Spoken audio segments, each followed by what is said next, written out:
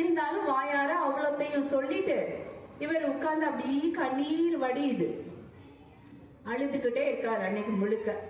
அப்புறம் என்ன பண்றது, எதுவா இருந்தாலும் நம்ம வழக்கமான வேலைகள் தானே, எத்தனை இழப்புகள் இருந்தாலும் மகிழ்ச்சிகள் இருந்தாலும் வழக்கமான வேலைகள் சூரியன் சந்திரனை போல நம்ம செஞ்சுக்கிட்டே இருக்கணும் இல்லையா.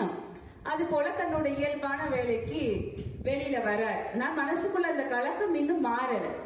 அப்போ வழக்கமா வர்ற ஒரு கோயிலுக்கு வர்ற ஒரு அம்மா பூனைக்குட்டிக்கான பிஸ்கட் இருக்கா அப்படின்னு சொல்லி கேக்குறாங்க அந்த கடையில. இவர் இந்த கடை வழியா வர்றாரு. இந்த வாசகம் காதல விழுந்தோடனே இவருக்குள்ள ஒரு ஆச்சரியம், என்னம்மா நீங்க எல்லாம் பூனைக்குட்டி வளர்க்க ஆரம்பிச்சிட்டீங்களா அப்படின்னு கேக்குறாரு. உடனே இல்லைங்க, பூனைக்குட்டியாவது வளர்க்கறதாவது, எனக்கு பூனைக்குட்டியெல்லாம் ரொம்ப எல்லாம் ஒன்றும் விருப்பம் கிடையாது. ஆனா என் பொண்ணு பூனைக்குட்டி வேணும் வேணும்னு ஒரே அடம், எங்க போனாலும் பூனைக்குட்டி வேணும் பூனைக்குட்டி வேணும்னு கேட்பா. நான் பூனைக்குட்டி வாங்கி தரமாட்டேன்னு சொல்லிட்டு ரொம்ப அழுதுருச்சு. உடனே கோபத்துல அவளை போட்டு அடிச்சுட்டு, உனக்கு பூனைக்குட்டி வேணும்னா போய் கடவுள்கிட்ட கண்ணை மூடி கேளு, உனக்கு கிடைக்கும்னு சொன்னேன். என் பொண்ணு ரொம்ப நம்பிக்கை